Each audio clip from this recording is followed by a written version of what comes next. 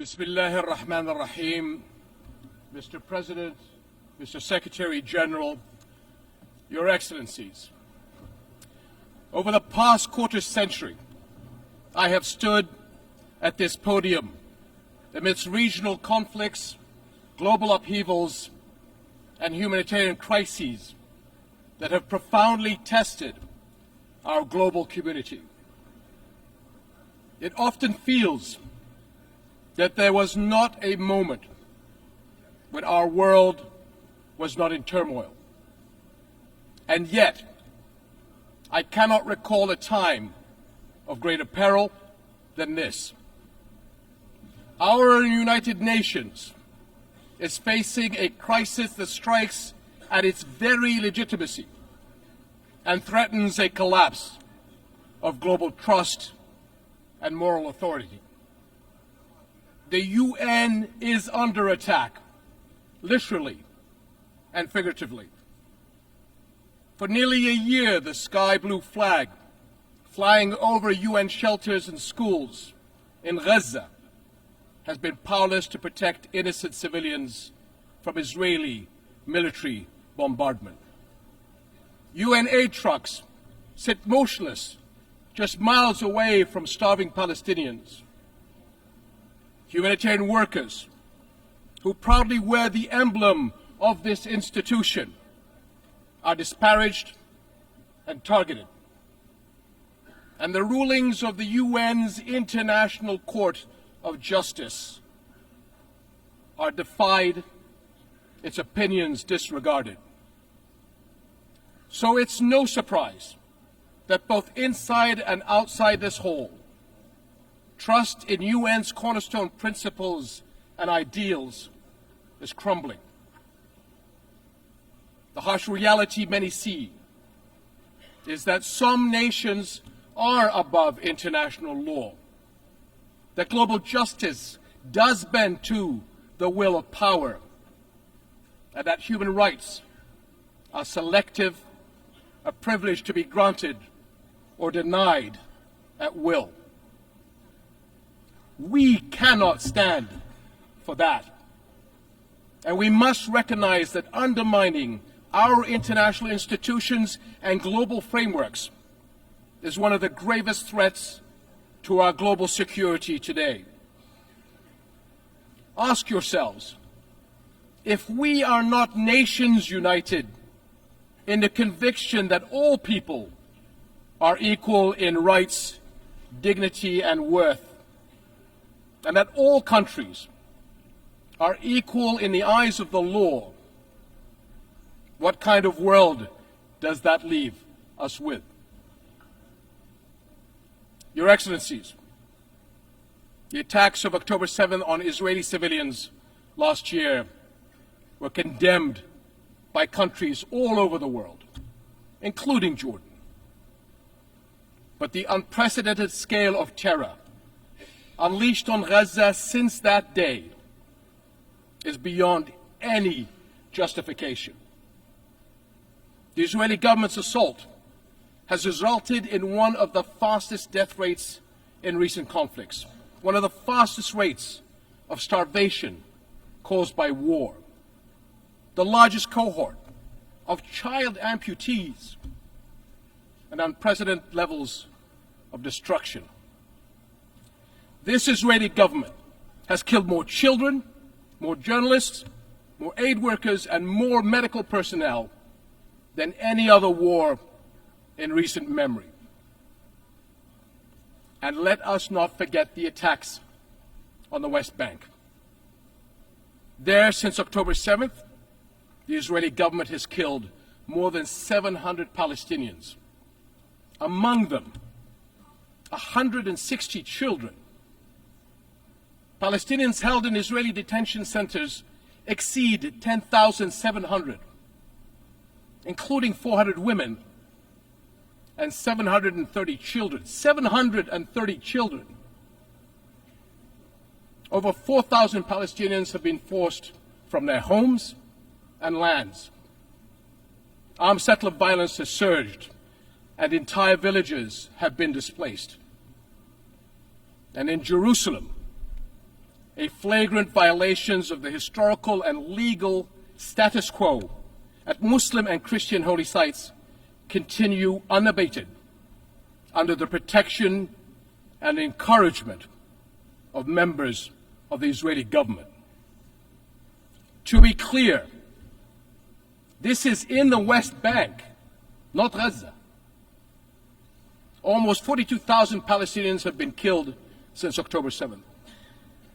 So is it any wonder that many are questioning how can this war not be perceived as deliberately targeting the Palestinians? The level of civilian suffering cannot be written off as unavoidable collateral. I grew up a soldier in a region that is all too familiar with conflict. But there is nothing familiar about this war and the violence unleashed since October 7th. In the absence of global accountability, repeated horrors are normalized, threatening to create a future where anything is permitted, anywhere in the world. Is that what we want? Now is the time to ensure the protection of the Palestinian people. It is the moral duty of this international community to establish a protection mechanism for them across the occupied territories.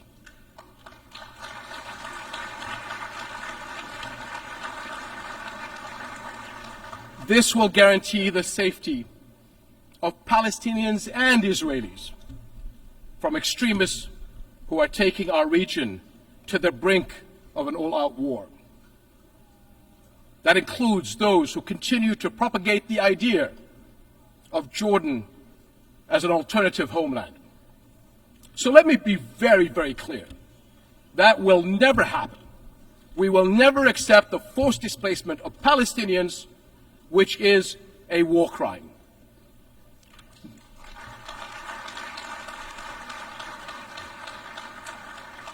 No country in the region benefits from escalation. We have seen that clearly in the dangerous developments in Lebanon over the past few days. This has to stop. For years, the Arab world has extended a hand to Israel through the Arab Peace Initiative, offering full recognition and normalization in exchange for peace.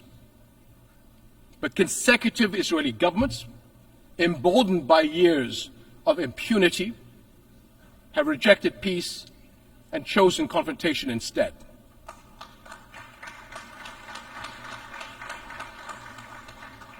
Impunity gathers force. Left unchecked, it gains momentum. Palestinians have borne more than 57 years of occupation and oppression. During this time, the Israeli government has been allowed to cross one red line after another.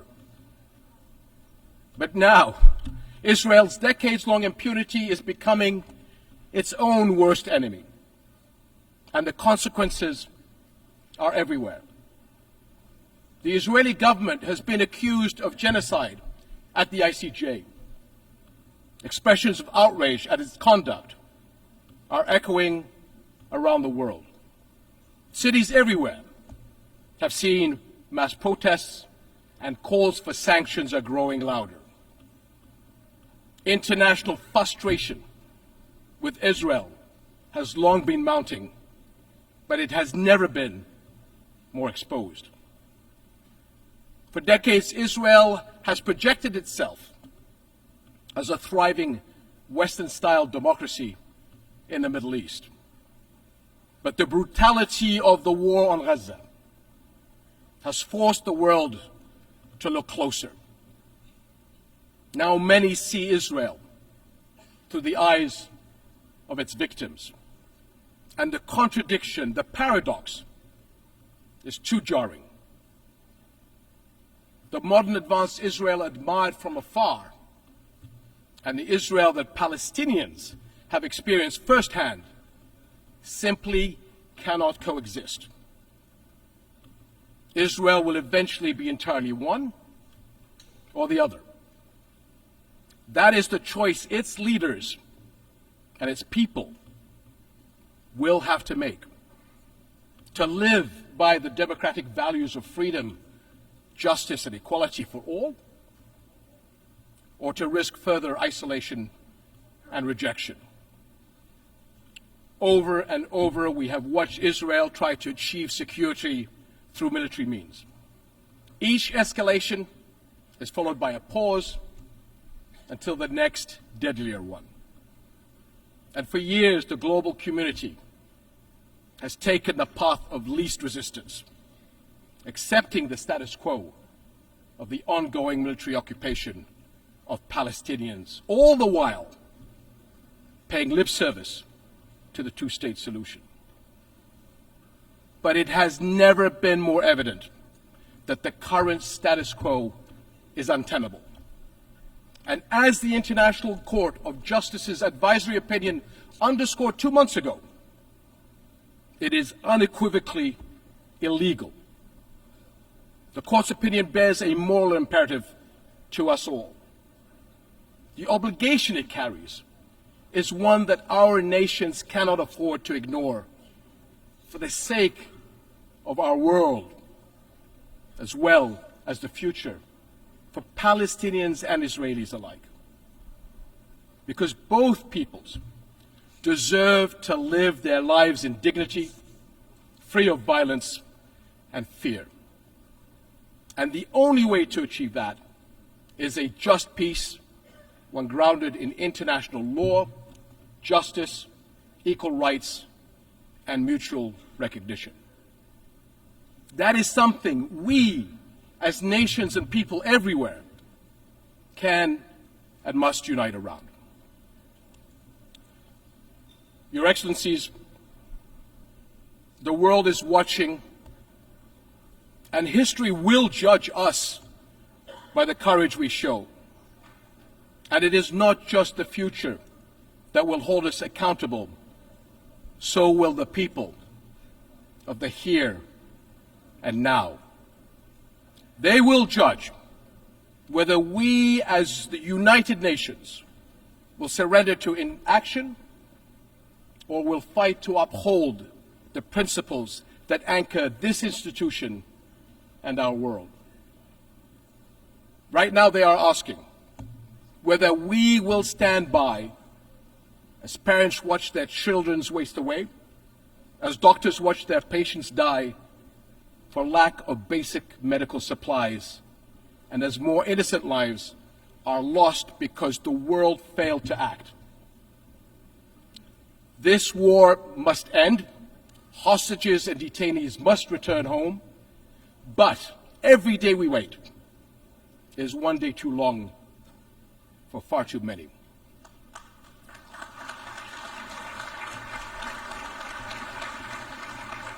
So I call on all countries to join Jordan in enforcing an international Gaza humanitarian gateway, a massive relief effort to deliver food, clean water, medicine, and other vital supplies to those in desperate need. Because humanitarian aid should never be a tool of war. Whatever our politics, one truth is undeniable. No people should have to endure such unprecedented suffering, abandoned and alone. We cannot surrender the future to those who thrive on division and conflict. I urge all nations of conscience to unite with Jordan in the critical weeks ahead on this mission.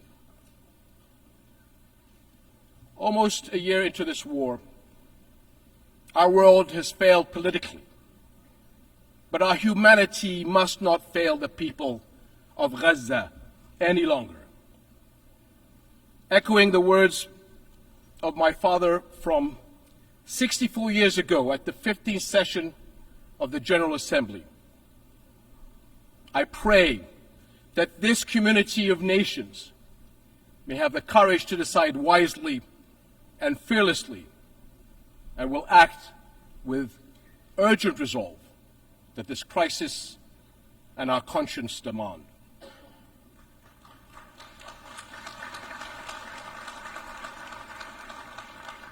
My father was a man who fought for peace to the very end. And like him, I refuse to leave my children or your children a future we have given up on. Thank you.